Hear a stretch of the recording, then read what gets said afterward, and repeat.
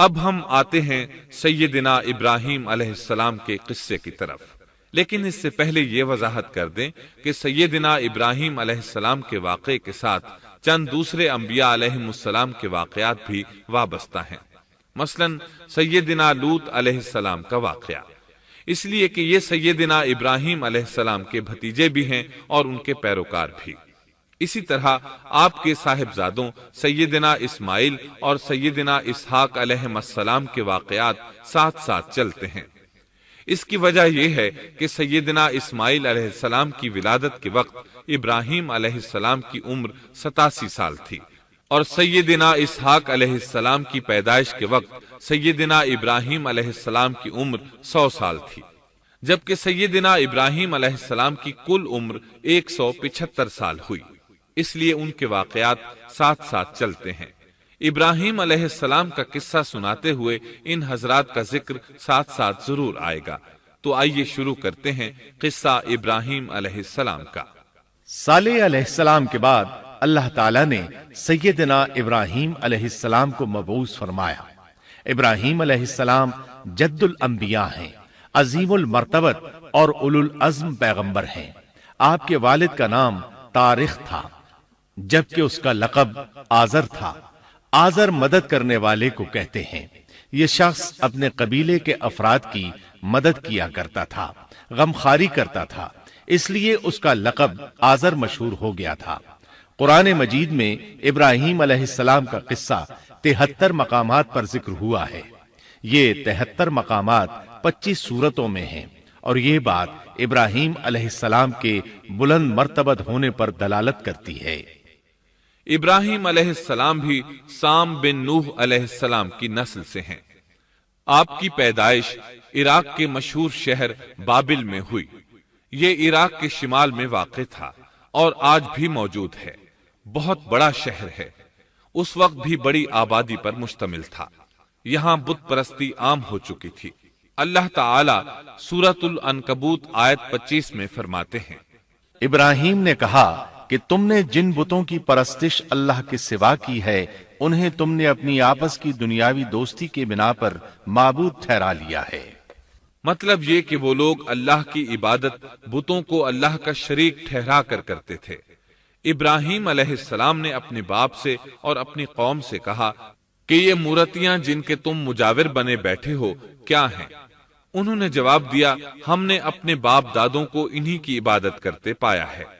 اللہ تعالیٰ ان کے بارے میں فرماتے ہیں، اے نبی، انہیں ابراہیم علیہ السلام کا قصہ سنا دو، جبکہ انہوں نے اپنے باپ اور اپنی قوم سے فرمایا، تم کس کی عبادت کرتے ہو؟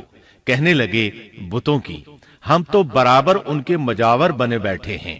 ابراہیم علیہ السلام نے فرمایا، جب تم انہیں پکارتے ہو تو کیا وہ سنتے بھی ہیں یا تمہیں نفع اور نقصان پہنچا سکتے ہیں؟ انہوں نے کہا، یہ ہم کچھ نہیں جانتے، ہم نے تو اپنے باپ دادوں کو اسی طرح کرتے پایا ہے۔ مطلب یہ کہ یہ بت پرستی انہیں ورثے میں ملی تھی۔ وہ جن معبودوں کی عبادت کرتے تھے، نہ وہ ان کی پکار کو سنتے تھے، نہ ہی ان کے نفع و نقصان پر قادر تھے۔ اسی لیے ابراہیم علیہ السلام انہیں جھنجھوڑ رہے تھے، لیکن اندھی تقلید اور بشری عقل کے بیکار ہو جانے نے انہیں یہ سب سوچنے سے عاری کر دیا تھا۔ اللہ تعالیٰ نے ابراہیم علیہ السلام کی خصوصی رہنمائی فرمائی تھی، جیسا کہ سورۃ الانبیاء آیت 51 میں ہے، اور ہم نے ابراہیم کو پہلے سے ہدایت عطا فرما دی تھی اور ہم اسے جانتے تھے۔ ابراہیم علیہ السلام نے کبھی ایک لمحے کے لیے بھی بتوں کی پوجا نہیں کی تھی۔ آپ نے اپنی قوم کو بتوں کی پوجا کرتے دیکھا تو انہیں ملامت کی، ایک اللہ کی طرف دعوت دی، اور اس دعوت کی ابتدا انہوں نے اپنے باپ سے کی۔ اللہ تعالیٰ سورہ مریم میں فرماتے ہیں، اے نبی، کتاب میں ابراہیم کا ذکر کر، بے شک وہ سچا نبی تھا۔ جب اس نے اپنے باپ سے کہا، اے میرے باپ، بے شک مجھے وہ علم عطا ہوا ہے جو تمہیں حاصل نہیں، اس لیے میری اطاعت کریں، میں آپ کو سیدھا راستہ دکھاؤں گا۔ اے میرے باپ، شیطان کی عبادت نہ کریں، بے شک شیطان اللہ کا نافرمان ہے۔ ان بتوں کی عبادت گویا شیطان کی عبادت ہے، اس لیے آپ نے ان معبودوں کو شیطان سے تعبیر کیا۔ فرمایا، اے میرے باپ، بے شک مجھے خوف ہے کہ تم پر اللہ کا عذاب آئے، پھر تم شیطان کے ساتھی ہو جاؤ۔ باپ نے ان کی بات سن کر کہا، اے ابراہیم، کیا تو میرے معبودوں سے پھرا ہوا ہے؟ البتہ اگر تو باز نہ آیا تو میں تجھے سنسار کر دوں گا، اور تو مجھ سے ایک مدت تک دور ہو جا، یعنی مجھ سے اتنا دور ہو جا کہ کبھی مجھے نظر نہ آئے۔ ابراہیم علیہ السلام نے اپنے باپ پر نرمی اور مہربانی کرتے ہوئے ان سے کہا، آپ پر سلامتی ہو، میں اپنے رب سے آپ کے لیے بخشش طلب کرتا رہوں گا۔ لیکن جب بعد میں ان پر واضح ہو گیا کہ وہ تو اللہ کا دشمن ہے تو ابراہیم علیہ السلام اس سے بے تعلق ہو گئے۔ سورہ توبہ آیت 114 میں اللہ فرماتے ہیں، اور ابراہیم کا اپنے والد کے لیے بخشش طلب کرنا ایک وعدے کی وجہ سے تھا جو وہ اس سے کر چکے تھے، لیکن جب انہیں معلوم ہو گیا کہ وہ اللہ کا دشمن ہے تو اس سے بیزار ہو گئے۔ بے شک ابراہیم بڑے نرم اور تحمل والے تھے۔ کسی ایماندار کے لیے جائز نہیں کہ وہ کسی کافر کے لیے دعائے مغفرت کرے، بلکہ مومن پر حرام ہے کہ وہ کسی کافر یا عیسائی وغیرہ کے لیے مغفرت طلب کرے یا اس سے یہ کہے کہ اللہ تجھ پر رحم کرے۔ ابراہیم علیہ السلام کے والد نے انہیں دھمکی دی تھی کہ اگر تم اس دعوت سے باز نہ آئے تو میں تمہیں سنسار کر دوں گا۔ اس کے جواب میں ابراہیم علیہ السلام اپنے والد کے ساتھ انتہائی شفقت سے پیش آئے اور اس سے کہنے لگے، میں آپ کے لیے اپنے رب سے استغفار کرتا رہوں گا، اس لیے کہ آپ اپنے والد پر بے حد مہربان تھے۔ اسی لیے اللہ تعالیٰ بھی ابراہیم علیہ السلام پر بے حد مہربان تھے، اور آپ کا لقب خلیل الرحمن رکھ دیا گیا۔ خلت محبت کا وہ انتہائی درجہ ہے جس کے ساتھ دل محبت سے بھر جاتا ہے، یعنی وہ بہت سے لوگوں سے بڑھ کر اللہ تعالیٰ کو محبوب تھے۔ والد کے سخت جواب کے بعد ابراہیم علیہ السلام نے ان سے علیحدگی اختیار کر لی اور انہیں مخاطب کر کے فرمایا، میں تمہیں چھوڑتا ہوں اور جنہیں تم اللہ کے سوا پکارتے ہو ان کو بھی چھوڑتا ہوں، میں اپنے رب کو پکاروں گا۔ مجھے امید ہے میں اپنے رب کو پکار کر محروم نہیں رہوں گا۔ آپ اللہ کے پیارے اور پسندیدہ نبی تھے۔ جب آپ نے اپنی قوم کو توحید کی دعوت دی اس وقت آپ نوجوان تھے، آپ کی عمر 16 سال تھی۔ ساتھ میں آپ اس بات پر غور و فکر بھی کرتے کہ آخر یہ لوگ بتوں کی پوجا کیوں کرتے ہیں۔ آپ کا دل ان کے شرک پر بہت کوڑتا۔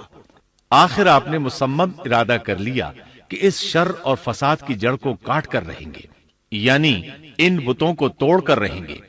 آپ اپنی قوم کو بتوں کو توڑ دینے کی دھمکی دیتے رہے۔ اس دھمکی کا ذکر اللہ تعالیٰ نے سورۃ الانبیاء آیت 57 میں کیا ہے، اور اللہ کی قسم میں تمہارے بتوں کا علاج کروں گا جب تم پیٹھ پھیر کر جا چکے ہوگے۔ یہ بات ابراہیم علیہ السلام نے پوشیدہ نہیں اعلانیہ کہی تھی۔ آخر انتظار کا وقت ختم ہوا، عید کا دن آ پہنچا۔ عید کے دن وہ لوگ صبح سویرے گھر سے نکلنے سے پہلے کھانا پکا کر اپنے معبودوں کے سامنے رکھتے تھے، پھر شہر سے باہر ایک میدان میں جمع ہوتے، وہاں کھیلتے کودتے خوشیاں مناتے، ناز سے چلتے پھرتے اور کھانا کھاتے۔ شام کو گھروں کی طرف آتے، صبح بتوں کے پاس جو کھانا رکھ گئے تھے اس کو اٹھاتے اور تبرک سمجھ کر کھا جاتے۔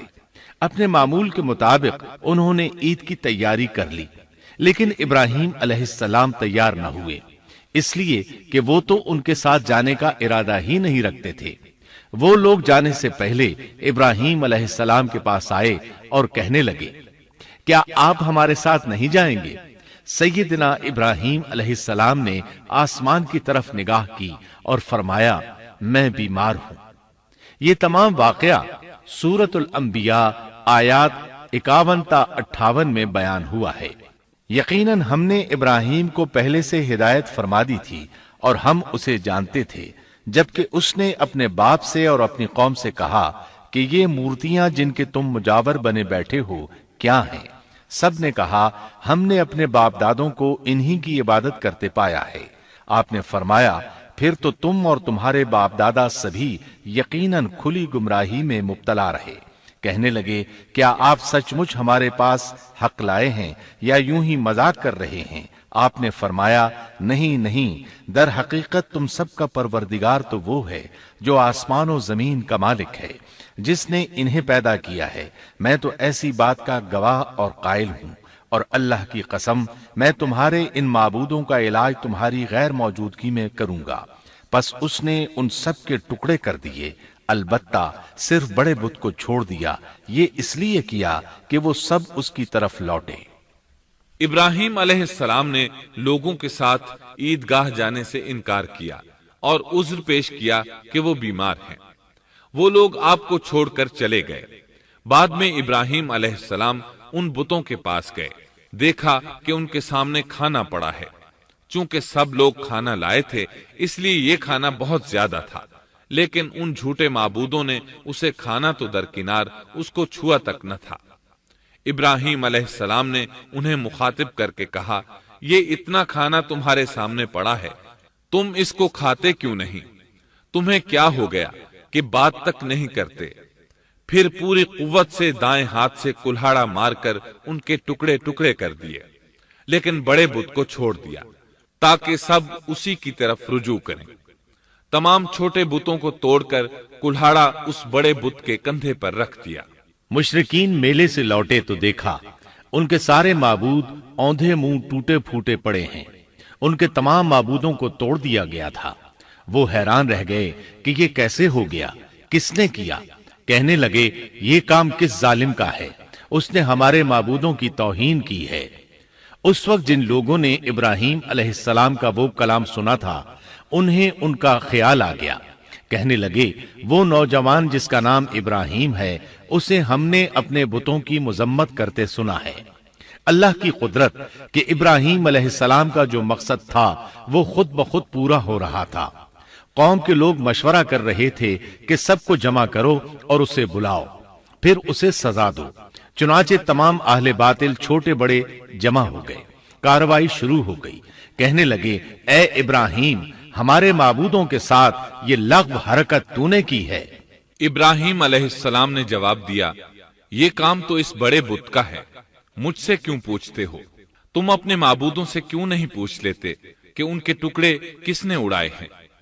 ابراہیم علیہ السلام کا جواب سن کر وہ سب سوچ میں پڑ گئے، پھر کہنے لگے ہم نے بڑی غلطی کی، اپنے معبودوں کے پاس کسی کو حفاظت کے لیے نہیں چھوڑا۔ اس قدر واضح بات محسوس کر کے بھی وہ ظالم ایمان نہ لائے، بلکہ شیطان نے ان کے دلوں میں وسوسہ ڈالا اور انہوں نے غور و فکر کر کے کہا، اے ابراہیم، کیا تمہیں علم نہیں یہ تو بے زبان ہیں، یہ بول نہیں سکتے۔ اب ابراہیم علیہ السلام نے فرمایا، تب پھر تم اللہ کے سوا اس چیز کی عبادت کرتے ہو جو تمہیں کچھ بھی نفع نہ دے سکے اور نہ نقصان پہنچا سکے۔ تعجب ہے تم پر اور ان پر بھی جنہیں تم اللہ کے سوا پکارتے ہو، کیا تم میں بالکل عقل نہیں؟ اس طرح ابراہیم علیہ السلام نے ان پر حقیقت خوب اچھی طرح واضح کر دی۔ ان سے فرمایا تم ان کی پوجا کرتے ہو جن کو تم خود تراشتے ہو، یعنی ان کا حال تو یہ ہے کہ تم نے ان کو خود اپنے ہاتھوں سے تراشا اور ان کی عبادت کرنے لگے، جبکہ تمہیں اور تمہاری بنائی ہوئی چیزوں کو اللہ ہی نے پیدا کیا ہے۔ ابراہیم علیہ السلام نے ایک کلہاڑے کی مدد سے ان سب بتوں کو تہس نہس کر دیا تھا۔ یہ اس بات کی واضح ترین نشانی تھی کہ یہ بالکل بے بس ہیں، لیکن اس واضح نشانی کے باوجود وہ اپنے کفر ہی پر ڈٹے رہے اور لگے ابراہیم علیہ السلام کو دھمکیاں دینے۔ کہنے لگے اس کے لیے ایک آتش کدہ بناؤ اور اسے اس دہکتی آگ میں ڈال دو۔ پھر ان لوگوں نے ایک چٹیل میدان کا انتخاب کیا جہاں مٹی نام کی کوئی چیز نہیں تھی۔ اس میدان کو پتھروں کی باڑ کے ساتھ گھیر دیا گیا۔ پھر سب لوگوں کو حکم دیا گیا کہ وہ لکڑیاں جمع کر کے اس گھیری ہوئی جگہ میں رکھیں۔ چنانچہ سب لوگ لکڑیاں جمع کر کے وہاں لانے لگے، یہاں تک کہ عورتوں اور بچوں نے بھی اس کام میں بڑھ چڑھ کر حصہ لیا۔ میدان میں اتنی لکڑیاں جمع ہو گئیں کہ زمین نظر نہیں آتی تھی۔ یہ لکڑیاں زمین پر ایک اونچی دیوار محسوس ہوتی تھیں۔ پھر ان لکڑیوں کو آگ لگائی گئی۔ جب آگ کے شعلے آسمان سے باتیں کرنے لگے تو انہوں نے ابراہیم علیہ السلام کو آگ میں ڈالنے کے لیے ایک جھولا تیار کیا۔ اس میں سیدنا ابراہیم علیہ السلام کو رکھا گیا۔ اس وقت آپ نے یہ دعا پڑھی، حسبنا اللہ ونعم الوکیل، ہمیں اللہ کافی ہے اور وہی بہترین کارساز ہے۔ یہ کلمہ ہر محتاج اور مصیبت زدہ کو پڑھنا چاہیے۔ بخاری میں ہے، رسول اللہ صلی اللہ علیہ وسلم نے فرمایا، حسبنا اللہ و نعم الوکیل ابراہیم علیہ السلام نے اس وقت فرمایا تھا جب انہیں آگ میں پھینکا جانے لگا تھا۔ مطلب یہ کہ ہم اللہ ہی پر بھروسہ کرتے ہیں، اس کے سوا ہمارا کسی پر بھروسہ نہیں۔ بعض روایات میں یہ بھی ہے کہ جب ابراہیم علیہ السلام کو آگ میں ڈالا جانے لگا تو جبریل علیہ السلام آئے اور کہا، اے ابراہیم، کوئی حاجت ہے تو میں حاضر ہوں۔ ابراہیم علیہ السلام نے فرمایا، اگر تم اپنی مرضی سے آئے ہو تو مجھے تمہاری کوئی ضرورت نہیں۔ ایک دوسری روایت میں ہے کہ بارش کے فرشتے نے حاضر ہو کر کہا تھا، اے ابراہیم، مجھے حکم دیجئے میں بارش برسا کر اس آگ کو بجھا دوں۔ لیکن ایسی تمام روایات ضعیف ہیں۔ یوں بھی اللہ کا حکم ان سے پہلے کام کرنے والا تھا۔ اللہ تعالی سورہ انبیاء آیت 69 اور 70 میں فرماتے ہیں، ہم نے کہا، اے آگ ابراہیم پر ٹھنڈی ہو جا اور سلامتی والی ہو جا۔ گو انہوں نے ابراہیم کا برا چاہا لیکن ہم نے انہیں ہی نقصان پانے والا کر دیا۔ چنانچہ جب ابراہیم علیہ السلام کو آگ میں ڈالا گیا تو وہ ٹھنڈی ہو گئی۔ ابن عباس رضی اللہ عنہما فرماتے ہیں، اگر اللہ تعالیٰ آگ سے یہ نہ فرماتے کہ سلامتی والی ٹھنڈی ہو جا تو وہ اس قدر سرد ہو جاتی کہ اس کی ٹھنڈک سے تکلیف محسوس ہوتی۔ گویا آگ بھی اللہ کے حکم کے بغیر نہیں جلا سکتی، چھری اللہ کے حکم کے بغیر نہیں کاٹ سکتی، اس لیے کہ یہ بھی اللہ کی مخلوق ہیں اور ان کی قدرت بھی اللہ کے پاس ہے۔ وہ چاہے تو ان کو قدرت عطا کر دے، چاہے تو قدرت واپس لے لے۔ آگ کو ٹھنڈا ہونے کا حکم ہوا، وہ ٹھنڈی ہو گئی۔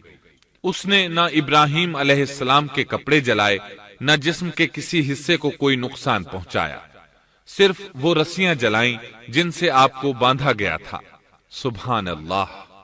لوگ آگ کے گرد اس انتظار میں کھڑے تھے کہ جو ہی انہیں آگ میں پھینکا جائے گا وہ جل کر راکھ ہو جائیں گے، لیکن وہ یہ دیکھ کر حیران رہ گئے کہ ابراہیم علیہ السلام بڑے ناز سے آگ کے درمیان بیٹھے ہیں۔ بعض روایات میں ہے کہ ابراہیم علیہ السلام فرمایا کرتے تھے، مجھے ان دنوں جو راحت اور سکون حاصل تھا ویسا آگ سے نکلنے کے بعد نہیں ہوا۔ لوگ اس معجزے کو دیکھ کر حیرت زدہ تھے۔ پھر ابراہیم علیہ السلام آگ سے نکلے۔ اتنا بڑا معجزہ دیکھنے کے باوجود لوط علیہ السلام کے سوا کوئی شخص پورے بابل شہر سے ان پر ایمان نہ لایا۔ اللہ تعالیٰ فرماتے ہیں، پس ابراہیم پر لوط ایمان لائے۔ مطلب یہ کہ پوری بستی سے لوط علیہ السلام تھے جو آپ پر ایمان لائے تھے، باقی تمام لوگ کفر ہی پر ڈٹے رہے۔ ابراہیم علیہ السلام ان کا رویہ دیکھ کر نا امید ہو گئے کہ اس سے بڑھ کر یہ کون سا معجزہ دیکھنا چاہتے ہیں۔ ان کے بتوں کو توڑ دیا گیا، اپنی آنکھوں سے اللہ کی نشانی ان لوگوں نے دیکھی، پھر بھی یہ ایمان نہیں لائے، چنانچہ آپ نے وہاں سے ہجرت کا ارادہ فرما لیا۔ اس وقت بابل پر نمرود نامی بادشاہ کی حکومت تھی۔ کہا جاتا ہے کہ زمین کے بیشتر حصے پر اسی کی حکمرانی تھی۔ جب اس کے پاس یہ خبریں پہنچیں کہ ابراہیم علیہ السلام کو آگ میں ڈالا گیا لیکن آگ نے انہیں نہیں جلایا، تو اس نے ابراہیم علیہ السلام کو اپنے دربار میں پیش کرنے کا حکم دیا۔ ابراہیم علیہ السلام کو وہاں لایا گیا۔ نمرود نے ان سے ان کے رب کے بارے میں سوال کیا۔ اللہ تعالیٰ سورۃ البقرہ آیت 258 میں فرماتے ہیں، کیا تو نے اس شخص کو نہیں دیکھا جس نے ابراہیم سے اس کے رب کے متعلق جھگڑا کیا، اس لیے کہ اللہ نے اسے سلطنت دی تھی۔ ایک روایت میں ہے کہ 4 بادشاہوں نے زمین کے بیشتر حصے پر حکمرانی کی ہے، ان میں سے ایک نمرود ہے۔ نمرود اپنے وقت کا حاکم و بادشاہ تھا۔ ابراہیم علیہ السلام سے جب اس کی اللہ تعالیٰ کے بارے میں بات چیت ہوئی تو ابراہیم علیہ السلام نے کہا، میرا رب وہ ہے جو زندہ کرتا ہے اور مارتا ہے۔ جواب میں اس نے کہا، میں بھی زندہ کرتا ہوں اور مارتا ہوں۔ چنانچہ اس نے حکم دیا کہ جیل سے 2 آدمیوں کو لے آؤ۔ جیل سے 2 ایسے آدمیوں کو لایا گیا جن کے لیے سزائے موت کا فیصلہ ہو چکا تھا۔ اس نے ان میں سے ایک کے قتل کا حکم دیا، دوسرے کو معاف کر دیا۔ اس سے اس نے یہ ثابت کرنا چاہا کہ وہ بھی زندہ کر سکتا ہے اور موت دے سکتا ہے، اور کہنے لگا دیکھ لو میرے حکم سے لوگ مرتے ہیں اور میرے حکم سے انہیں زندگی ملتی ہے۔ اس کی بات سن کر ابراہیم علیہ السلام نے غور کیا کہ اگر وہ اس سے موت و حیات کے باریک فلسفے پر بحث کریں گے تو نمرود کا مقصد پورا ہو جائے گا اور میرا مقصد پورا نہیں ہو پائے گا۔ اس لیے بحث و مباحثے کی بجائے کوئی مضبوط دلیل پیش کر دی جائے تاکہ حق و باطل کے درمیان فرق واضح ہو جائے۔ چنانچہ آپ نے فرمایا بے شک اللہ سورج کو مشرق سے لاتا ہے، تو اس کو مغرب سے لے آ۔ کافر بادشاہ یہ سن کر مبہوت رہ گیا، اس کا سر جھک گیا۔ اللہ تعالیٰ فرماتے ہیں تب وہ کافر حیران رہ گیا اور اللہ نا انصافوں کو سیدھی راہ نہیں دکھاتا۔ ان تمام باتوں کے بعد نمرود کو یہ معلوم کرنے کی ضرورت نہیں رہی کہ ابراہیم علیہ السلام آگ سے کیسے نجات پا گئے، کیونکہ حقیقت اس پر آشکار ہو چکی تھی۔ وہ جان گیا تھا کہ اصل معاملہ کیا ہے۔ چنانچہ اس نے ابراہیم علیہ السلام سے کہا آپ اس ملک سے نکل جائیے، ہم آپ کو یہاں نہیں رہنے دیں گے۔ ابراہیم علیہ السلام نے عراق کو خیر بات کہا اور شام کی طرف ہجرت کر گئے۔ یہاں آ کر وہ حران نامی بستی میں مقیم ہوئے۔ اسی جگہ آپ نے اپنے چچا ہاران کی بیٹی سیدہ سارہ علیہ السلام سے شادی کی۔ اللہ تعالیٰ اس ہجرت کے بارے میں فرماتے ہیں اور ہم اسے یعنی ابراہیم اور لوط کو بچا کر اس زمین کی طرف لے آئے جس میں ہم نے جہان کے لیے برکت رکھی تھی۔ جب آپ حران کے مقام پر پہنچے تو وہیں ٹھہر گئے، وہیں رہنے لگے۔ یہاں آ کر آپ کا شمار بنو حران میں ہونے لگا۔ آپ لوگوں کو اسی شہر میں رہنے کی دعوت دیتے۔ اس شہر کے لوگ بتوں کی پوجا نہیں کرتے تھے بلکہ ستاروں کو پوجتے تھے۔ ابراہیم علیہ السلام نے جب ان کی یہ حالت دیکھی تو ارادہ کر لیا کہ ان لوگوں کو بتائیں گے کہ ستاروں کی عبادت کرنا باطل ہے۔ یہ لوگ چونکہ نجوم پرست تھے اس لیے ان کی عبادت کا وقت رات کو ہوتا تھا، اور یہ لوگ رات کے وقت عبادت کرتے تھے کیونکہ ان کے معبود یعنی ستارے رات ہی کو طلوع ہوتے ہیں۔ چنانچہ ابراہیم علیہ السلام انہیں یہ دکھانے کے لیے کہ ان چیزوں کی عبادت باطل ہے ایک دن ان کے ساتھ نکلے۔ اللہ نے آسمان کے دروازے کھول دیے تو ابراہیم علیہ السلام نے چاند، ستاروں، سیاروں اور آسمان و زمین کی سلطنت کو دیکھا۔ اللہ تعالیٰ نے ابراہیم علیہ السلام سے تمام پردے ختم کر دیے جو عام طور پر لوگوں کی آنکھوں پر ہوتے ہیں، اور انہوں نے وہ کچھ دیکھا جسے آج کی رصد گاہیں بھی نہیں دیکھ سکتی۔ اللہ تعالیٰ سورۃ الانعام آیت 75 میں فرماتے ہیں اور اسی طرح ہم نے ابراہیم کو آسمان اور زمین کی سلطنت کا مشاہدہ کرا دیا تاکہ وہ یقین کرنے والوں میں سے ہو جائے۔ بعض مفسرین نے لکھا ہے کہ یہ سب کچھ اللہ تعالیٰ نے ابراہیم علیہ السلام کو اس لیے دکھایا تھا کہ وہ ستاروں کی پرستش کرتے تھے۔ پھر اللہ تعالیٰ نے اپنی عبادت کی طرف ان کی رہنمائی فرمائی۔ جن مفسرین نے یہ بات لکھی وہ غلطی پر ہیں، کیونکہ ایک جلیل القدر رسول کے متعلق ایسا گمان کرنا کبیرہ گناہ ہے۔ آسمان اور زمین کی سلطنت اور دیگر معجزات دکھانے کے بعد اللہ تعالیٰ فرماتے ہیں آسمان اور زمین کی پیدائش یقیناً انسان کی پیدائش سے بہت بڑا کام ہے۔ اللہ تعالیٰ ایک دوسرے مقام پر فرماتے ہیں آسمان اور زمین میں بہت سی نشانیاں ہیں جن سے یہ منہ موڑ کر گزر جاتے ہیں۔ ابراہیم علیہ السلام حران شہر کے ستارہ پرستوں کو لے کر ایک رات نکلے۔ اچانک ایک ستارہ طلوع ہوا، اس کی چمک دمک بہت تھی، شکل صورت کے لحاظ سے بھی بہت خوبصورت تھا۔ اس وقت ابراہیم علیہ السلام نے بطور مذاق کہا یہ میرا رب ہے، لیکن جب وہ ستارہ کچھ دیر بعد چھپ گیا تو کہنے لگے یہ تو غروب ہو گیا۔ یہ رب کیسے ہو سکتا ہے؟ جو چھپ جائے وہ رب نہیں ہو سکتا، پس میں تو غروب ہونے والوں کو پسند نہیں کرتا۔ اگلے روز وہ پھر ان لوگوں کو ساتھ لے کر نکلے تو چاند کو دیکھا۔ یہ شکل صورت میں ستاروں سے کہیں زیادہ خوبصورت تھا، روشن تھا، لیکن یہ بھی غروب ہو گیا تو ابراہیم کہنے لگے اگر مجھے میرے رب نے ہدایت نہ کی تو میں گمراہ لوگوں میں شامل ہو جاؤں گا۔ اے اللہ تو کہاں ہے؟ اپنی طرف میری رہنمائی کر۔ ان باتوں سے ابراہیم علیہ السلام ان لوگوں کو غور و فکر کی دعوت دے رہے تھے تاکہ وہ غور کریں، آخر رب چھپ کیسے سکتا ہے؟ اگر چاند رب ہے اور دن کے وقت کسی کو اپنے معبود کی حاجت ہوگی تو وہ کیا کرے گا؟ لہذا چاند کسی صورت رب نہیں ہو سکتا۔ پھر جب دن چڑھا اور سورج طلوع ہوا تو کہنے لگے یہ میرا رب ہے، یہ تو سب سے بڑا ہے۔ پھر لوگوں کو مخاطب کر کے کہنے لگے تم رات کو چھوٹے چھوٹے ستاروں کی پوجا کرتے ہو، کیوں نہ تم اتنے بڑے ایک ہی رب کی پوجا کر لو۔ لیکن جب وہ بھی غروب ہو گیا تو کہنے لگے یقیناً میں تمہارے شرک سے بیزار ہوں، یہ معبود کیسے ہو سکتے ہیں؟ ان میں تو تبدیلی آتی رہتی ہے، کبھی طلوع ہوتے ہیں کبھی غروب ہوتے ہیں۔ یہ اس بات کی دلیل ہے کہ یہ مخلوق ہیں اور ان کا خالق کوئی اور ہے جس کے حکم کے یہ تابع ہیں۔ جب یہ خود مخلوق ہیں اور کسی اور کے تابع ہیں تو کسی کو نفع نقصان پہنچانے پر کس طرح قادر ہو سکتے ہیں؟ پھر اپنی قوم کو مخاطب کر کے کہنے لگے میں اپنا رخ اس کی طرف کرتا ہوں جس نے آسمانوں کو یکسو ہو کر پیدا کیا، اور میں شرک کرنے والوں میں سے نہیں ہوں۔ اب بھی وہ اپنی بات پر اڑے رہے۔ تب آپ نے فرمایا تم مجھ سے اللہ کے بارے میں جھگڑ رہے ہو، مجھے تو اللہ راہ دکھا چکا ہے اور اس نے مجھے دلیل عطا فرمائی ہے۔ میں یقیناً جانتا ہوں کہ تمہارے تمام معبود بے بس اور بے طاقت ہیں۔ جاؤ تم سے اور تمہارے ان معبودوں سے جو ہو سکے کر لو، میرے رب کی مرضی کے بغیر کچھ بھی نہیں ہو سکتا۔ میرے رب نے ہر چیز کے علم کو اپنے گھیرے میں لے رکھا ہے، کیا پھر بھی تم نصیحت حاصل نہیں کرو گے؟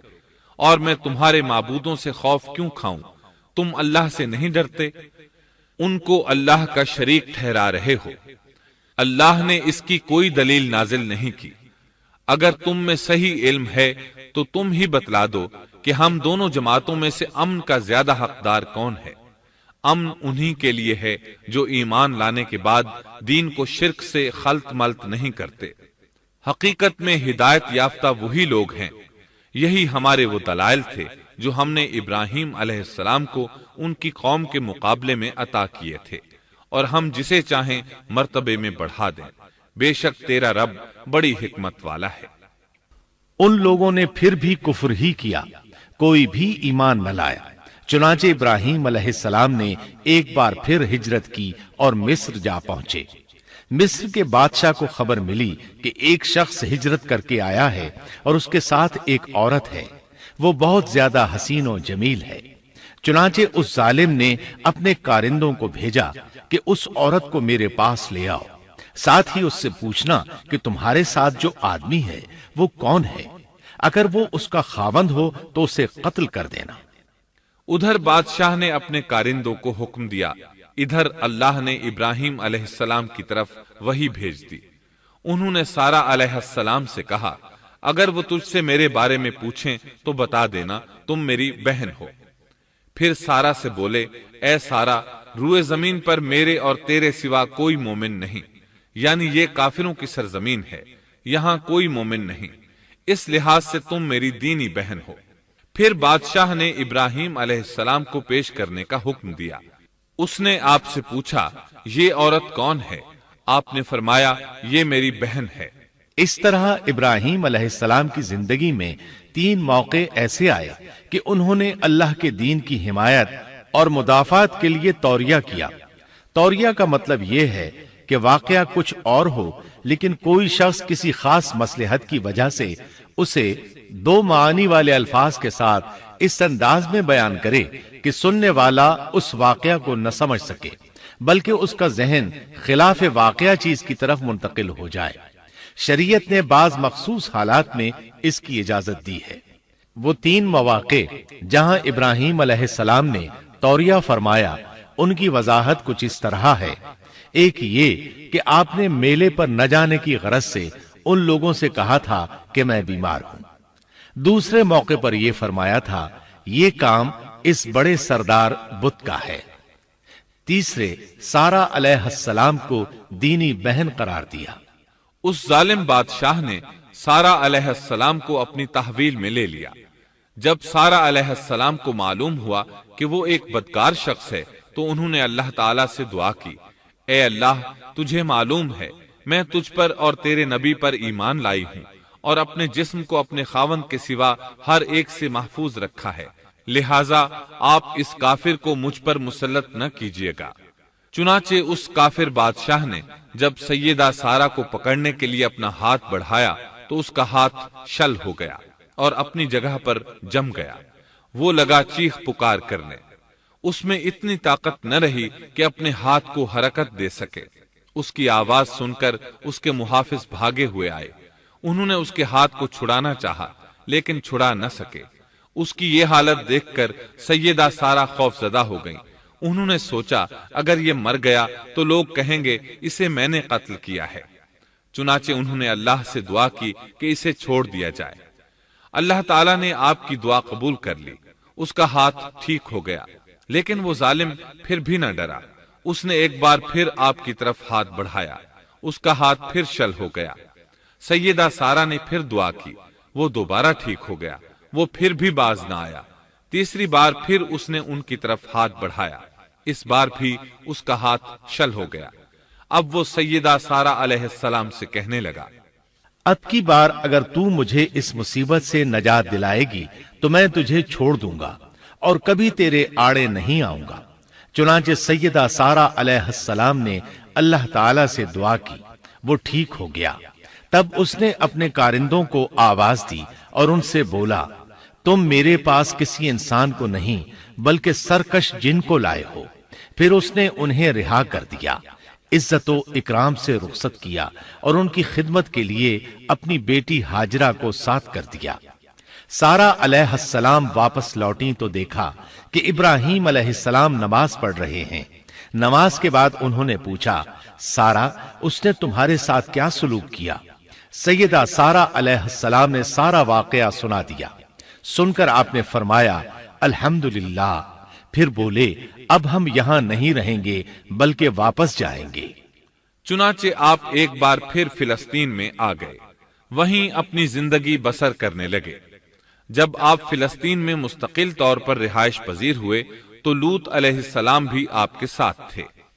لوط علیہ السلام آپ کے بھتیجے تھے، ان کے والد کا نام ہاران تھا۔ یہ بچپن ہی سے سیدنا ابراہیم علیہ السلام کے زیر سایہ رہے، انہی کے ہاں پرورش پائی، اس لیے دین حق فوراً قبول کر لیا۔ جب سیدنا ابراہیم علیہ السلام نے عراق سے شام کی طرف ہجرت کی تو یہ آپ کے ساتھ تھے، وہاں سے حران گئے، تب بھی ساتھ تھے۔ پھر مصر کی طرف ہجرت کی تو بھی لوط علیہ السلام ان کے ساتھ تھے۔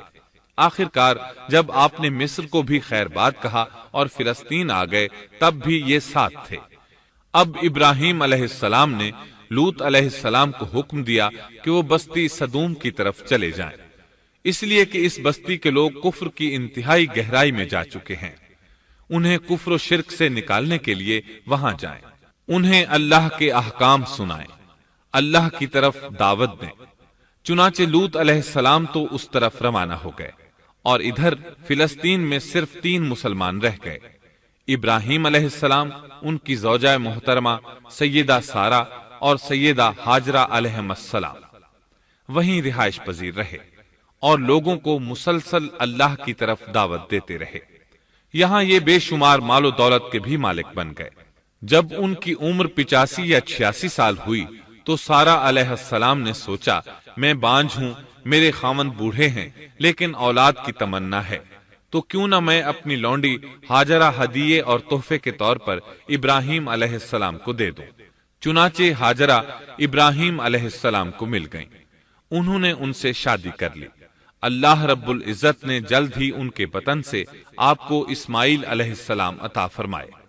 ہاجرہ علیہ السلام کے ماں بننے پر اور ان کی اولاد کو دیکھ کر سیدہ سارہ علیہ السلام کو فطری طور پر غیرت کا احساس ہوا۔ اللہ کی قدرت دیکھیے، خود ہی انہیں ہاجرہ کو تحفے میں دیا تاکہ اولاد حاصل ہو، اور جب وہ ماں بن گئیں تو اب غیرت محسوس کر رہی ہیں۔ اپنی اس کیفیت سے مجبور ہو کر سیدہ سارہ نے ابراہیم علیہ السلام سے کہا، آپ مجھے اس کے ساتھ ایک جگہ پر نہ رکھیں۔ مورخین اور سیرت نگار لکھتے ہیں کہ ہاجرہ علیہ السلام ایک نطاق پہنا کرتی تھی، یعنی وہ جسم کے درمیان ایک لمبا کپڑا لٹکا لیتی تھیں تاکہ وہ کپڑا گھسٹ گھسٹ کر قدموں کے نشانات مٹا دے اور سارا کو نظر نہ آئے، کیونکہ سارا غیرت کی حد کو پہنچ چکی تھی۔ ابراہیم علیہ السلام نے جب سارا علیہ السلام کے اندر غیرت کے آثار دیکھے تو ہاجرہ کو ان کی نگاہوں سے دور کر دیا۔ ادھر اللہ کا حکم بھی نازل ہو گیا کہ اپنی بیوی ہاجرہ اور دودھ پیتے بچے اسماعیل کو ساتھ لے لیں اور مکہ کی طرف رخ کر لیں۔ ابراہیم علیہ السلام مکہ کی طرف روانہ ہوئے، یہاں تک کہ مکہ پہنچ گئے۔ یہ جگہ اس وقت بالکل ویران اور بے آباد تھی، نہ کوئی انسان تھا، نہ پانی، نہ نباتات کے آثار تھے، غرض کوئی چیز نظر نہیں آتی تھی، بس پہاڑوں کے درمیان ایک بے آب و گیاہ میدان تھا۔ یہی وہ مقدس اور تاریخی وادی تھی جہاں ابراہیم علیہ السلام اپنی زوجہ اور لخت جگر کو چھوڑ کر واپس پلٹے۔ سیدہ ہاجرہ علیہ السلام کو بہت حیرت ہوئی، انہیں یہ امید نہیں تھی کہ ان کے خاوند انہیں ایک بے آباد جگہ تنہا چھوڑ کر چل دیں گے، اس پر بچے کی ذمہ داری الگ تھی۔ چنانچہ انہوں نے ابراہیم علیہ السلام کو آواز دی، لیکن انہوں نے مڑ کر بھی نہ دیکھا۔ اب وہ ان کے پیچھے آئیں اور قریب پہنچ کر بولی، اے ابراہیم، ہمیں کہاں چھوڑے جا رہے ہو؟ یہاں نہ پانی، نہ خوراک، نہ کوئی انسان۔ ابراہیم علیہ السلام نے پھر بھی کوئی جواب نہ دیا، کوئی پریشانی بھی ظاہر نہ کی اور چلتے رہے۔ سیدہ ہاجرہ بھی آپ کے پیچھے چلتی رہیں اور پوچھتی رہیں کہ ہمیں کس کے حوالے کر کے جا رہے ہیں؟ یہاں تو کوئی بھی جاندار نہیں، مکمل طور پر بے آباد علاقہ ہے۔ لیکن انہوں نے اب بھی کوئی توجہ نہ دی۔ آخر سیدہ ہاجرہ نے کہا، کیا آپ کو اللہ نے اس کام کا حکم دیا ہے؟ اب آپ نے جواب میں فرمایا، ہاں۔ تب سیدہ ہاجرہ بولی، اگر یہ بات ہے تو اللہ تعالی ہرگز ہمیں ضائع نہیں ہونے دے گا۔ جب انسان اللہ کے احکام کو بجا لائے تو اس کے دل سے فقر و فاقے کا خوف نکل جاتا ہے اور اللہ اسے طرح طرح کے انعامات سے نوازتا ہے۔ انسان جب تک اللہ کے احکام کو بجا لاتا رہے گا تب تک اللہ کی نصرت اور اس کی تائید شامل حال رہے گی۔ چنانچہ جوں ہی ہاجرہ علیہ السلام کو پتا چلا کہ انہیں تنہا چھوڑ جانا اللہ کے حکم کی بنا پر ہے تو فوراً یقین بھرے لہجے میں بولی، تب اللہ ہمیں ضائع نہیں کرے گا۔ یہ کہہ کر وہ اپنے شیر خوار بچے کی طرف پلٹ گئیں۔ خوراک اور پانی چند دن میں ختم ہو گئے، پانی کا ایک قطرہ پاس نہ رہا۔ اب پانی کی تلاش شروع کی، لیکن اپنے لیے تو درکنار، ماں کو بیٹے کے لیے بھی پانی نہ ملا نہ خوراک۔ اب بچہ لگا بھوک سے بلکنے، خوراک نہ ملنے کی وجہ سے ماں کا دودھ بھی خشک ہو گیا تھا۔ عورت کتنی بھی باحوصلہ ہو اپنے بچے کو بھوک سے بلکتے نہیں دیکھ سکتی۔ اب انہوں نے بچے کو وہیں چھوڑا اور تیزی سے قریبی پہاڑی صفا کی طرف لپکی۔ اوپر چڑھ کر ادھر ادھر نظر دوڑائی کہ شاید کسی طرف پانی یا خوراک نظر آ جائے یا کسی انسان کی جھلک نظر آ جائے۔ جب کچھ نظر نہ آیا تو نشیب کی طرف چلی، ساتھ میں بچے کی طرف بھی دیکھتی جاتی تھی۔ نشیب میں پہنچی تو بچہ نظروں سے اوجھل ہو گیا۔ اس پر اور بے چین ہوئی اور بلندی کی طرف دوڑی۔ اس طرح مروہ پہاڑی پر چڑھ گئیں۔ وہاں بھی چاروں طرف نگاہ دوڑائی لیکن کچھ نظر نہ آیا۔ خیال آیا کہ پھر کوشش کرنی چاہیے۔ اس خیال سے مروہ پہاڑی سے اتری اور صفا کی طرف چل دی۔ درمیان میں نشیب کی وجہ سے بچہ نظر نہ آیا تو دوڑنے لگی۔ اس طرح پھر صفا پر چڑھ گئیں۔ اللہ اکبر! ایک تو عورت ذات کمزور، پھر بھوک پیاس سے نڈھال، اس پر کس قدر سعی اور کوشش میں مصروف، وہ بھی اپنے بچے کے لیے۔ بہرحال بار بار کوشش کے خیال سے انہوں نے صفا اور مروہ پہاڑیوں کے درمیان 7 چکر لگائے۔ یہی وجہ ہے مسلمان عازمین حج صفا و مروہ کے درمیان سعی کرتے ہیں تاکہ اس واقعے کی یاد تازہ ہو جائے۔ جب وہ آخری مرتبہ مروہ پر پہنچی تو انہوں نے ایک آواز سنی۔ یہ آواز اسماعیل علیہ السلام کے قریب سے آئی تھی۔ انہوں نے پوری توجہ سے آواز کو سننے کی کوشش کی اور جلدی سے اسماعیل کے قریب پہنچی۔ کیا دیکھتی ہیں، اسماعیل کے قدموں کے نیچے سے پانی پھوٹ رہا ہے، کیونکہ جبریل علیہ السلام کو اللہ نے اس صابرہ خاتون کی مدد کے لیے بھیجا تھا۔ انہوں نے زمزم والی جگہ پر اپنا پر مارا تو اسماعیل کے قدموں کے پاس سے ایک عظیم چشمہ رحمت نمودار ہوا۔ مستقبل کے پیغمبر کے قدموں کے نیچے سے اللہ نے جبریل فرشتے کے ذریعے زمین پھاڑ کر پانی نکال دیا۔ یہی آب زمزم کا آغاز تھا۔ ہاجرہ علیہ السلام پانی کو آنکھیں پھاڑ پھاڑ کر حیرت سے دیکھ رہی تھی۔ ان کی خوشی کی انتہا نہ رہی جب انہوں نے دیکھا پانی پھوٹ پھوٹ کر چاروں طرف بہ رہا ہے۔ زمین ہموار تھی، اس لیے انہوں نے زمین کو کھودنا شروع کر دیا تاکہ پانی ادھر ادھر نہ بہ جائے۔ پھر انہوں نے اس گڑھے کے چاروں طرف پتھر رکھ دیے اور زبان سے بولی، زم زم، اس کا مطلب ہے رک جا۔ نبی اکرم صلی اللہ علیہ وسلم کا فرمان ہے، اللہ اسماعیل کی والدہ پر رحم فرمائے، اگر وہ جلد بازی سے کام نہ لیتی تو زمزم ایک بہنے والا چشمہ ہوتا۔ لیکن انہوں نے اس کے گرد بند باندھ دیا۔ انہیں دراصل اس وقت پانی کی شدید ضرورت تھی، اس لیے انہوں نے پانی کو اپنے پاس جمع کر لیا تاکہ بہہ کر ضائع نہ ہو جائے۔ انہوں نے اسماعیل کو پانی پلایا، خود بھی خوب پیا، اور یہ اللہ تعالی کی طرف سے ان کی مہمان نوازی تھی۔ وہاں کوئی اور انسان نہیں تھا، نہ کھانے کی کوئی چیز تھی، بس یہی آب زمزم ان کے لیے کھانے اور پینے کا کام دے رہا تھا۔ اب چونکہ زمزم ایک چشمہ بن گیا تھا، اس لیے پرندے بھی آنے لگے۔ انہی دنوں عرب کے قبیلوں میں سے ایک قبیلہ بنو جرہم یمن کو خیر باد کہہ کر اس طرف آ رہا تھا۔ یمن میں ایک بہت بڑا ڈیم تھا۔ پہاڑوں کے درمیان انہوں نے پانی کو روک کر ایک بہت بڑا بند قائم کر رکھا تھا۔ اس سے پورا سال آسانی سے کھیتی باڑی کرتے تھے۔ اس ڈیم کی بدولت ان کا آب پاشی کا نظام بہت اچھا تھا۔ جب اس ڈیم کو اللہ تعالیٰ نے توڑا تو تمام لوگ وہاں سے منتشر ہو گئے اور جزیرہ عرب کے اطراف میں منتقل ہونے لگے۔ وہیں سے ہجرت کرنے والا ایک قبیلہ بنو جرہم تھا۔ یہ لوگ بنیادی طور پر عرب تھے۔ یہ قبیلہ سفر میں رہتا، جہاں کہیں پانی اور چراگاہ نظر آتے وہیں پڑاؤ ڈال دیتے۔ جب وہاں خوراک ختم ہو جاتی تو آگے سفر شروع کر دیتے۔ چونکہ وہ بہت بڑے تاجر تھے، اس بنا پر ان راستوں سے خوب واقف تھے۔ انہیں چشموں کا خوب علم تھا۔ ملک شام کی طرف بھی ان کی آمد و رفت تھی۔ یہ قبیلہ بنو جرہم مکہ کے قریب پہنچا تو فضا میں پرندوں کو منڈلاتے پایا۔ کہنے لگے، ان پرندوں کی موجودگی میں ضرور کوئی راز ہے۔ اب انہوں نے اپنے کچھ آدمی اس طرف بھیجے۔ یہ لوگ جلد ہی چشمے تک پہنچ گئے۔ انہوں نے وہاں ایک عورت اور اس کے بچے کو پایا۔ پھر وہ لوگ ان کے پاس آئے، وہاں پڑاؤ ڈالنے کی اجازت مانگی۔ سیدہ ہاجرہ نے فرمایا، ٹھیک ہے، لیکن شرط یہ ہے کہ تمہیں اجرت ادا کرنا ہوگی۔ ان کے لیے یہ سستا سودا تھا۔ ان کے پورے قبیلے کو سامان زندگی مل رہا تھا، جبکہ صرف ایک عورت اور اس کے بیٹے کی ذمہ داری ان پر عائد ہو رہی تھی۔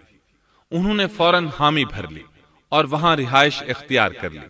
اس طرح یہ لوگ سیدہ ہاجرہ علیہ السلام کی معیشت کا ذریعہ بن گئے، اور اس طرح سیدنا اسماعیل علیہ السلام بنو جرہم میں پرورش پاتے رہے۔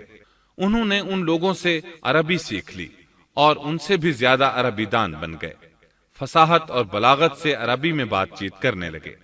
پھر ان کی اس قبیلے میں شادی ہو گئی۔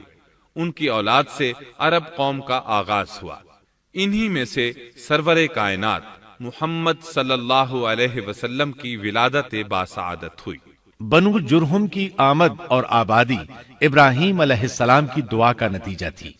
جب انہوں نے اپنی بیوی اور بچے یعنی دو کمزور انسانوں کو اس ویران جگہ چھوڑا تھا تو یہ دعا مانگی تھی، اے ہمارے پروردگار، میں نے اپنی کچھ اولاد اس بے آباد جنگل میں تیرے حرمت والے گھر کے پاس بسائی ہے۔ یہاں یہ سوال پیدا ہوتا ہے کہ کیا اس وقت بیت اللہ کی تعمیر ہو چکی تھی؟ درست بات یہ ہے کہ اس وقت خانہ کعبہ کی تعمیر نہیں ہوئی تھی۔ پھر سوال پیدا ہوتا ہے کہ کیا ابراہیم علیہ السلام کے زمانے سے پہلے اس کی تعمیر ہو چکی تھی یا صرف جگہ ہی معروف تھی؟ اس بارے میں دو طرح کی روایات ہیں۔ بعض میں آتا ہے کہ صرف اس کی جگہ معروف تھی، اور بعض میں ہے کہ ابراہیم علیہ السلام سے پہلے شیس علیہ السلام نے اس کو تعمیر کیا تھا، اور وہ گردش ایام کے ساتھ ساتھ منہدم ہو کر ختم ہو گیا۔ لیکن بہرحال اس کی جگہ معلوم تھی اور وہی پہلا گھر تھا، جیسا کہ اللہ نے خبر دی ہے۔ اللہ تعالیٰ نے پہلا گھر جو لوگوں کے لیے مقرر کیا تھا وہی ہے جو مکہ میں ہے، اور وہ پوری دنیا کے لیے برکت اور ہدایت والا ہے۔ ابراہیم علیہ السلام نے اللہ تعالیٰ سے یہ دعا مانگی تھی، اے ہمارے پروردگار، میں نے اپنی کچھ اولاد اس بے کھیتی کے جنگل میں تیرے حرمت والے گھر کے پاس بسائی ہے۔ اے ہمارے پروردگار، یہ اس لیے کہ وہ نماز قائم کریں، پس تو کچھ لوگوں کے دلوں کو ان کی طرف مائل کر دے اور انہیں پھلوں کی روزیاں عطا فرما تاکہ یہ شکر گزاری کریں۔ دن گزرتے رہے اور اسماعیل علیہ السلام بنو جرہم کے ماحول میں عمر کی منزلیں طے کرتے رہے اور وہ ہوش سنبھالنے کے قریب ہو گئے۔ ابراہیم علیہ السلام ہر سال 1-2 بار اپنے گھرانے کی دیکھ بھال کے لیے چکر لگاتے تھے۔ جب اسماعیل علیہ السلام نے ہوش سنبھالا تو ایک بار پھر ایک عظیم آزمائش کا وقت آ گیا۔ ہوا یوں کہ ایک مرتبہ ابراہیم علیہ السلام مکہ تشریف لائے، ایک جگہ آرام کے لیے بیٹھے کہ نیند کی وادی میں پہنچ گئے۔ نیند میں انہوں نے خواب دیکھا کہ اپنے لخت جگر کو اپنے ہاتھ سے ذبح کر رہے ہیں، ساتھ ہی آنکھ کھل گئی۔ ابراہیم علیہ السلام جانتے تھے کہ انبیاء کرام کے خواب حقیقت ہوتے ہیں، اللہ کی طرف سے وحی ہوتے ہیں، اور شیطان کسی صورت ان کے خواب میں نہیں آ سکتا، لہٰذا انہوں نے اس خواب کے مطابق عمل کرنے کا پختہ ارادہ کر لیا، کسی قسم کی پریشانی کا شکار نہ ہوئے۔ اللہ رب العزت نے اس عظیم اور تعجب خیز واقعے کا قرآن مجید میں ذکر کرتے ہوئے فرمایا، اور ابراہیم نے کہا، میں تو ہجرت کر کے اپنے پروردگار کی طرف جانے والا ہوں، وہ ضرور میری رہنمائی کرے گا۔ اے میرے رب، مجھے نیک بخت اولاد عطا فرما۔ تو ہم نے ایک بردبار بچے کی بشارت دی۔ پھر جب بچہ اتنی عمر کو پہنچا کہ اس کے ساتھ چلنے پھرنے لگا تو ابراہیم نے کہا، میرے پیارے بیٹے، میں نے خواب دیکھا ہے کہ میں تجھے ذبح کر رہا ہوں، اب تو بتا تیری کیا رائے ہے؟ یہاں سوال پیدا ہوتا ہے کہ ابراہیم علیہ السلام نے اسماعیل علیہ السلام سے مشورہ کیوں لیا؟ وہ چاہتے تو اسماعیل کو سوتے میں ذبح کر دیتے، اس طرح اللہ کا حکم بجا لاتے۔ وہ بیٹے کے پاس کیوں گئے اور ان سے مشورہ کیوں لیا؟ جی ہاں، یہ مسئلہ یاد رکھنے کے قابل ہے کہ ہر مسلمان پر لازم ہے کہ وہ اپنے دوسرے مسلمان بھائی کو اجر و ثواب میں شامل کرنے کی کوشش کرے۔ ابراہیم علیہ السلام نے بیٹے کو ثواب میں شامل کرنے کے لیے انہیں اللہ کے حکم سے آگاہ کیا۔ یہ نہ چاہا کہ میں اکیلا ہی اجر لیتا رہوں، بلکہ دوسرے کی خیر خواہی کو پیش نظر رکھا۔ والدین کے لیے آپ کے اس انداز میں نصیحت موجود ہے، یہ کہ اولاد کو ثواب کے مواقع فراہم کریں، ان کی صحیح تربیت کریں۔ اگر صدقہ کرنے کا موقع ملے تو بچوں کے ذریعے صدقہ کرائیں، تاکہ انہیں بھی اللہ کے راستے میں خرچ کرنے کی عادت پڑے۔ جب کسی دینی مجلس میں بیٹھنے کا موقع ملے تو اپنی اولاد کو بھی ساتھ لے کر جائیں۔ بے شمار لوگ خود تو جاتے ہیں، اولاد کو جانے کے لیے کہتے بھی نہیں، خود دین سیکھتے ہیں، اولاد کو دین نہیں سکھاتے۔ ابراہیم علیہ السلام نے اسماعیل علیہ السلام سے رائے لی۔ سبحان اللہ، انہوں نے جواب میں فرمایا، اے ابا جان، آپ کو جو حکم ملا ہے کر گزریے۔ یہ نہیں کہا کہ مجھے تو حکم نہیں ہوا، بلکہ فوراً سر تسلیم خم کر دیا، اس لیے کہ وہ جانتے تھے انبیاء کا خواب حقیقت پر مبنی ہوتا ہے، اللہ کی وحی ہوتا ہے، اس لیے بالکل پریشانی ظاہر نہ کی۔ یہ تک نہ پوچھا مجھے کیوں ذبح کر رہے ہیں، یا میرا کیا جرم ہے، یا آپ کے پاس کون سا صریح حکم آیا ہے۔ انہوں نے ایسی کوئی بات نہ کہی۔ اللہ کی فرما برداری اسی کو کہتے ہیں۔ چنانچہ اپنے باپ سے کہا، اے ابا جان، آپ کو جو حکم ہوا ہے اس کو کر گزریے، انشاءاللہ آپ مجھے صبر کرنے والوں میں پائیں گے۔ علماء کرام فرماتے ہیں اس جملے سے ان کا انتہائی ادب اور احترام شامل ہے، اور اس میں زبردست توکل موجود ہے۔ یہ نہیں کہا کہ آپ مجھے صبر کرنے والوں میں سے پائیں گے، بلکہ آپ نے اللہ کی مشیت کو جملے میں شامل کیا اور فرمایا، انشاءاللہ آپ مجھے صبر کرنے والوں میں سے پائیں گے۔ لہٰذا مسلمانوں کو دھوکے میں نہیں پڑنا چاہیے۔ یہ نہ کہے میں سفر کروں گا، میں فلاں کام کروں گا، میں فلاں کام کے کرنے کی طاقت رکھتا ہوں، بلکہ یوں کہے اللہ نے چاہا تو میں سفر کروں گا، اللہ نے چاہا تو فلاں کام کروں گا۔ اپنے علم اور طاقت کے دھوکے میں پڑنا سراسر نادانی ہے۔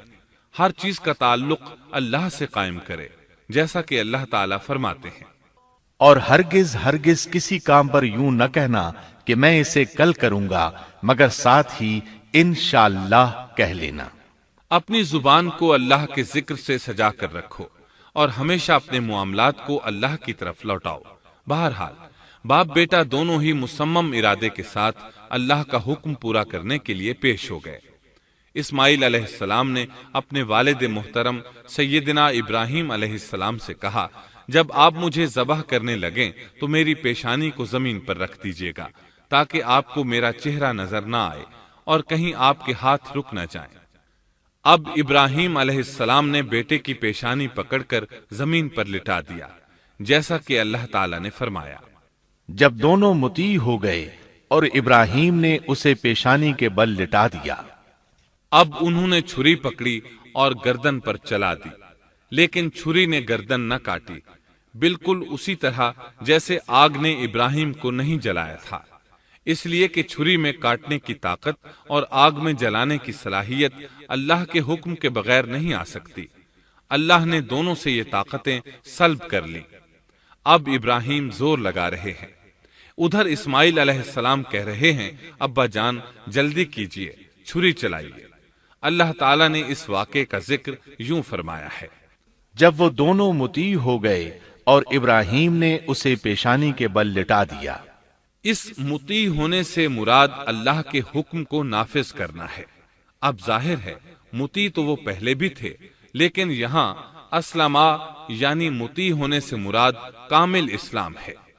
نہایت واضح اور حقیقی اسلام مراد ہے، اس لیے کہ کامل اسلام وہی ہوتا ہے جس میں بغیر کسی تردد اور توقف کے اللہ کے امر اور نہی کی تصدیق کی جائے۔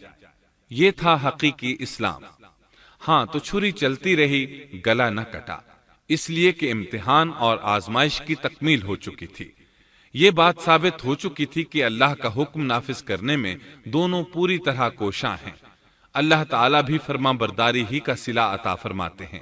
چنانچہ آواز آئی، ہم نے اسے پکارا، اے ابراہیم تو نے خواب کو سچ کر دکھایا، یقیناً ہم اسی طرح نیکوکاروں کو جزا دیا کرتے ہیں۔ یقیناً یہ ایک کھلی آزمائش تھی۔ تاریخ کا ایک عظیم ترین امتحان اور کڑی آزمائش دنیا کو آج بھی حیرت میں ڈال دیتی ہے۔ کون ہے جو بیٹے کو ذبح کرنے پر تیار ہو جائے، خاص طور پر اس صورت میں جب اولاد بھی اکلوتی ہو، جس کی وجہ سے 86 سال کے بعد آنگن میں بہار آئی ہو۔ پھر اس کی قربانی کا بھی واضح حکم نہیں دیا گیا تھا، اشارتاً خواب میں رہنمائی کی گئی تھی۔ آپ کہہ سکتے تھے یہ قتل اور سنگین جرم ہے، کہہ سکتے تھے اپنے بیٹے کو کس جرم میں قتل کروں، لیکن آپ نے بغیر کسی تعامل کے سر تسلیم خم کر دیا اور اس عظیم امتحان میں کامیاب ہوئے۔ اللہ فرماتے ہیں، اور ابراہیم وہ ہیں جنہوں نے وفاداری کی۔ اس آیت میں یہ نہیں بتایا گیا کہ کس چیز میں وفاداری کی، اس لیے کہ وہ تو ہر معاملے میں مکمل طور پر وفاداری کا مظاہرہ کر چکے تھے۔ آگ میں ڈالے جانے والا معاملہ، بیوی اور بچے کو لق و دق میدان میں چھوڑ آنے کا معاملہ، پھر ذبح کا امتحان، تعمیر بیت اللہ کی مشقت، غرض ہر معاملے میں وفادار تھے، حتیٰ کہ اپنا مال اللہ کے راستے میں خرچ کرنے میں اس قدر وفادار کہ ابو زیفان کے لقب سے مشہور ہو گئے۔ اس کا معنی ہے مہمان نواز۔ کسی مہمان کو دسترخوان پر اپنے ساتھ بٹھائے بغیر ایک لقمہ نہیں کھاتے تھے، باہر نکلتے مہمان تلاش کرتے، پھر اس کے ساتھ مل کر کھانا کھاتے، مہمان نہ ملتا تو سخت غمگین ہو جاتے۔ اس طرح انہوں نے اللہ کے ہر حکم کی پاسداری کی۔ ذبح والے اس امتحان کا اللہ نے انہیں کیا صلہ دیا؟ اللہ فرماتے ہیں، ہم نے اسے عظیم ذبیحے کا بدلہ عطا کیا۔ چھری نے گلا نہ کاٹا۔ ایسے میں ابراہیم علیہ السلام نے ایک آواز سنی۔ آواز پیچھے سے آئی تھی۔ انہوں نے مڑ کر دیکھا، جبریل علیہ السلام نظر آئے۔ وہ آسمان سے ایک مینڈھا لے کر آئے تھے۔ दुनिया के मेढों में से नहीं बल्कि जन्नत का मेढा लाए थे। सैयदना अब्दुल्ला बिन अब्बास रजी अल्लाह अन्हुमा से रिवायत है कि वो मेढा जन्नत में 40 साल तक चरता रहा। सफेद रंग, कुशादा आंखों, खूबसूरत सींगों वाला हसीनो जमील मेढा था।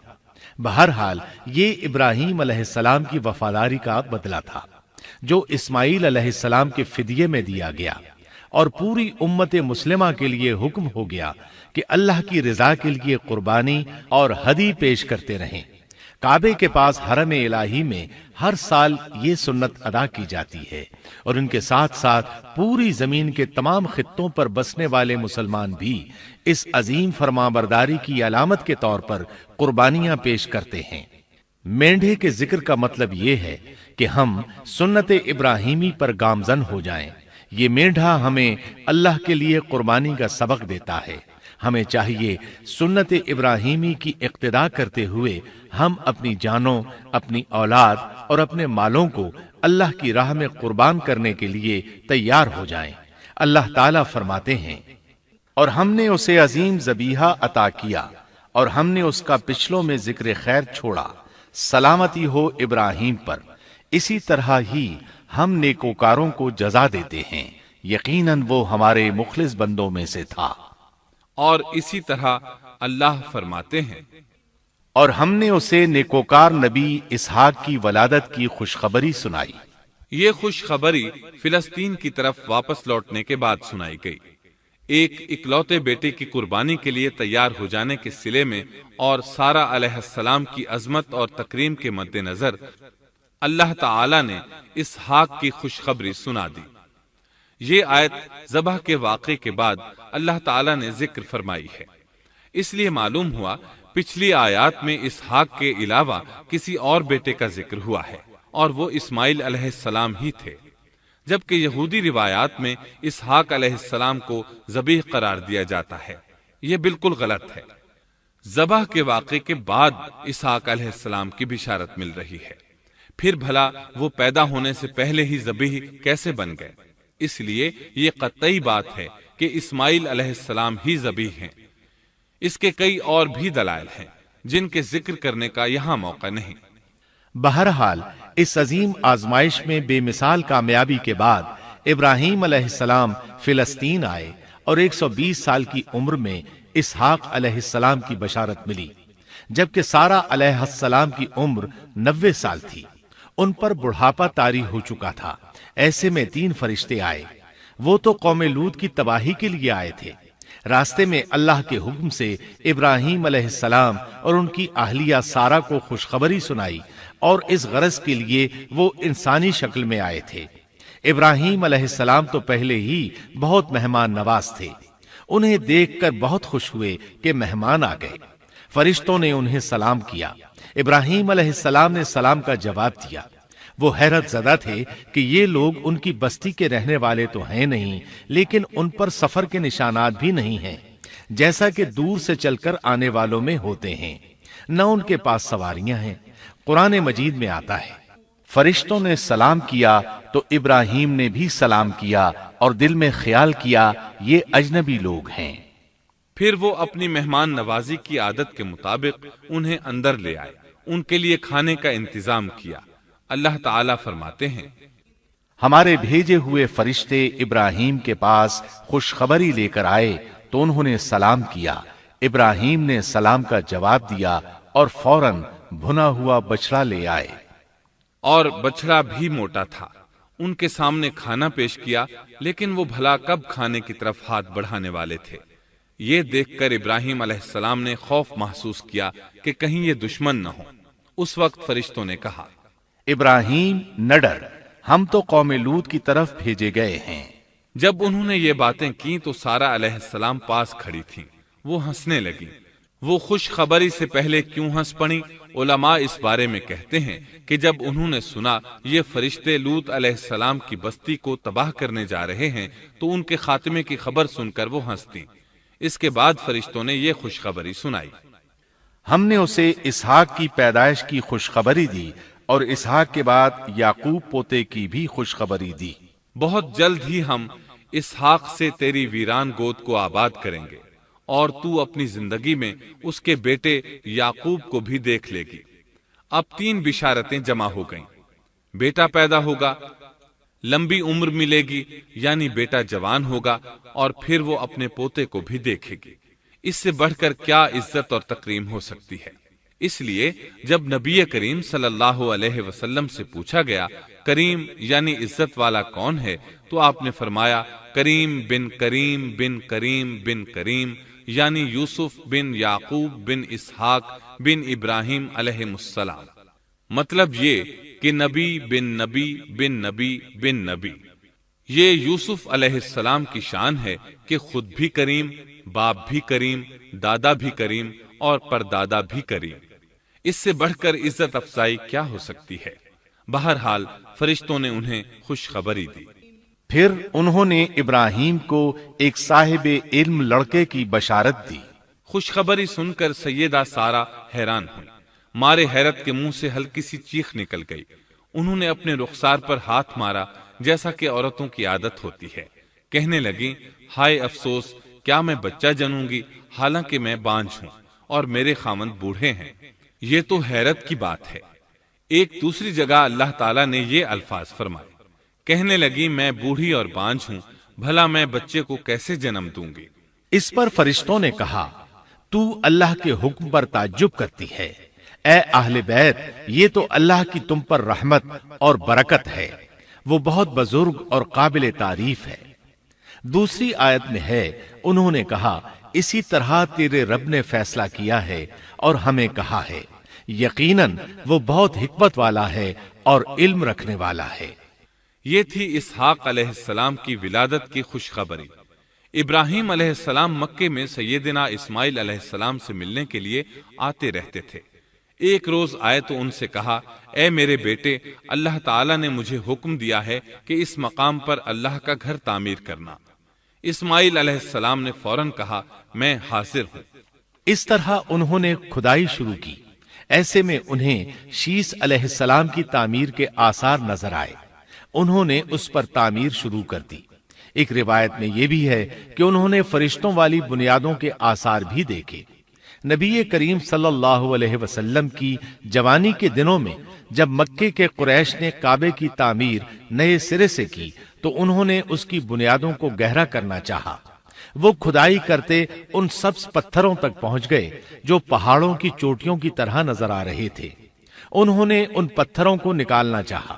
ایک شخص نے کدال کے ذریعے ایک پتھر کو باہر نکالا تو اس کے نیچے سے اتنا نور نکلنے لگا کہ قریب تھا وہ شخص اندھا ہو جاتا۔ پھر پتھر خود بخود نیچے جا گرا اور اپنی جگہ پر جم گیا۔ اس کے بعد لوگوں نے ان پتھروں کو ہاتھ نہ لگایا اور تعمیر شروع کر دی۔ قرآن مجید میں تعمیر کعبہ اور بیت اللہ کا تذکرہ اس طرح آیا ہے، اور جب ہم نے بیت اللہ کے مکان میں ابراہیم کو جگہ دی اور فرمایا کہ میرے ساتھ شرک نہ کرنا اور میرے گھر کو طواف، قیام اور رکوع و سجود کرنے والوں کے لیے پاک رکھنا، اور فرمایا بے شک لوگوں کے لیے جو پہلا گھر تعمیر کیا گیا ہے وہ مکہ میں ہے، وہ جہان والوں کے لیے برکت اور ہدایت کا ذریعہ ہے، اس میں واضح نشانیاں ہیں، مثلا مقام ابراہیم، تو جو کوئی حرم میں داخل ہوگا وہ امن میں آ جائے گا۔ اور یاد کرو اس وقت کو جب ابراہیم کو اس کے پروردگار نے کئی باتوں کے ذریعے آزمایا، وہ ان میں پورے اترے تو اللہ نے فرمایا میں آپ کو تمام لوگوں کا امام بنا رہا ہوں۔ ابراہیم نے کہا اے میرے رب، میری اولاد میں سے بھی امام بنائیے۔ جواب میں اللہ نے فرمایا میرا امامت کا وعدہ ظالم لوگوں کے لیے نہیں ہے۔ اور اس وقت کو یاد کرو جب ہم نے بیت اللہ کو ثواب اور امن کی جگہ بنا دیا اور لوگوں نے مقام ابراہیم کو جائے نماز بنا لیا۔ ہم نے ابراہیم کو حکم دیا کہ میرے گھر کو طواف، اعتکاف، رکوع اور سجود کے لیے پاک رکھو، اور وہ وقت بھی یاد رکھو جب ابراہیم نے دعا کی اے پروردگار اس شہر کو امن والا بنا دے اور اس کے مومن بندوں کو پھلوں کا رزق عطا کر۔ اللہ تعالیٰ نے فرمایا میں کافروں کو بھی تھوڑا فائدہ دوں گا، پھر انہیں آگ کے عذاب کی طرف بے بس کر دوں گا، یہ پہنچنے کی جگہ بری ہے۔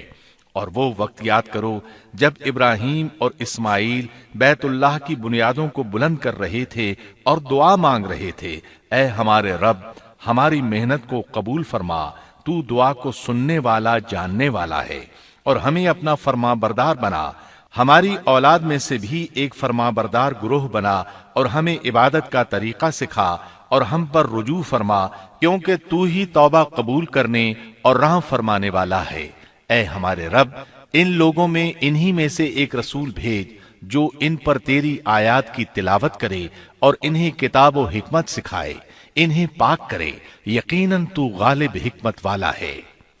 تعمیر کے دوران جب ابراہیم علیہ السلام اس مقام تک پہنچے جہاں آج حجر اسود ہے تو اللہ تعالیٰ نے جنت سے ایک سفید پتھر بھیجا۔ حدیث میں ہے یہ پتھر نہایت سفید تھا، اب سیاہ ہو گیا ہے۔ انسانوں کی غلطیاں اس کے سیاہ ہونے کا سبب بنی۔ جب دیواریں انسانی قد کے برابر ہو گئیں تو اسماعیل علیہ السلام ایک پتھر لے آئے۔ اب ابراہیم علیہ السلام اس پتھر پر کھڑے ہوئے، وہ ننگے پاؤں تھے۔ اسی وقت پتھر پگھل گیا، ان کے پاؤں اس کے اندر کسی قدر دھنس گئے، پتھر پر ان کے پیروں کے نشانات آ گئے۔ اسی پتھر کو آج مقام ابراہیم کہا جاتا ہے۔ پہلے یہ پتھر بیت اللہ کی دیواروں کے ساتھ رکھا گیا تھا۔ جب لوگ طواف کے لیے آتے تو سیدنا ابراہیم کے پیروں کے نشانات دیکھنے کے لیے یہاں ہجوم ہو جاتا۔ اس طرح طواف کرنے والوں کو دقت کا سامنا ہوتا۔ سیدنا عمر رضی اللہ عنہ نے صحابہ کرام کے مشورے سے اس پتھر کو اس جگہ سے قدرے ہٹا کر نماز کی صفوں کے قریب کر دیا تاکہ طواف کرنے والوں کو دقت نہ ہو۔ یہ مقام بہت مقدس ہے۔ اللہ نے فرمایا ہے، تم مقام ابراہیم کو جائے نماز مقرر کر لو۔ مقام ابراہیم کے قریب اس کے پیچھے ہو کر نماز پڑھنے کا موقع مل جائے تو لازماً وہاں 2 رکعت ادا کیا کرو۔ موقع نہ ملے تو پھر پوری مسجد حرام میں طواف سے فراغت والی 2 رکعت پڑھ لیا کرو۔ اس طرح کعبہ تعمیر ہوا۔ تب نیا حکم آیا، لوگوں میں جو استطاعت رکھے اس پر اللہ کے لیے حج بیت اللہ فرض ہے، اور جو شخص جان بوجھ کر اعراض کرے تو اللہ جہانوں سے بے نیاز ہے اور اسے اس کی کوئی پرواہ نہیں۔ ادھر ابراہیم علیہ السلام کو اللہ تعالی کی طرف سے اشارہ ہوا، لوگوں میں حج کا اعلان کر دیں۔ ابراہیم علیہ السلام کہنے لگے، اللہ میری آواز بھلا کس کس تک پہنچے گی؟ جواب آیا، آپ کے ذمے آواز لگانا ہے، پہنچانا ہمارا کام ہے۔ چنانچہ آپ عرفات کے ایک پہاڑ پر چڑھے اور آواز لگائی، لوگو بیت الحرام کا حج کرو۔ اللہ تعالیٰ نے معجزانہ طور پر یہ آواز تمام انسانوں تک پہنچا دی، خواہ وہ پیدا ہوئے تھے یا نہیں۔ دوسرا معجزہ یہ ہوا کہ اللہ نے بیت اللہ اور اس کے حج کی محبت لوگوں کے دلوں میں ڈال دی۔ اللہ نے فرمایا، وَأَذِّن فِي النَّاسِ بِالْحَجِّ يَأْتُوكَ رِجَالًا وَعَلَى كُلِّ ضَامِرٍ يَأْتِينَ مِن كُلِّ فَجٍّ عَمِيقٍ۔ اور آپ لوگوں میں حج کا اعلان کر دیں، وہ آپ کی طرف پیدل بھی آئیں گے اور دبلے پتلے اونٹوں پر بھی دور دور سے آئیں گے۔ اس طرح لوگ پیدل اور سوار ہو کر کثرت سے حج کے لیے آنے لگے اور یہ ویران علاقہ آباد ہونے لگا۔ یہ تھے حالات اور واقعات ابراہیم علیہ السلام کے۔ آپ نے 175 سال کی عمر میں وفات پائی۔ آپ سے پہلے سیدہ ہاجرہ علیہ السلام نے وفات پائی اور ان کی وفات سے کچھ ہی عرصہ بعد سیدہ سارہ علیہ السلام 127 سال کی عمر میں فوت ہو گئیں۔ ان دونوں کی وفات کے بعد آپ غمگین رہنے لگے۔ آخر اتنی مدت تک ساتھ رہا تھا۔ آپ خلیل الرحمن تھے، آپ پر صحیفے بھی نازل ہوئے، آپ اللہ کے بے حد شکر گزار تھے۔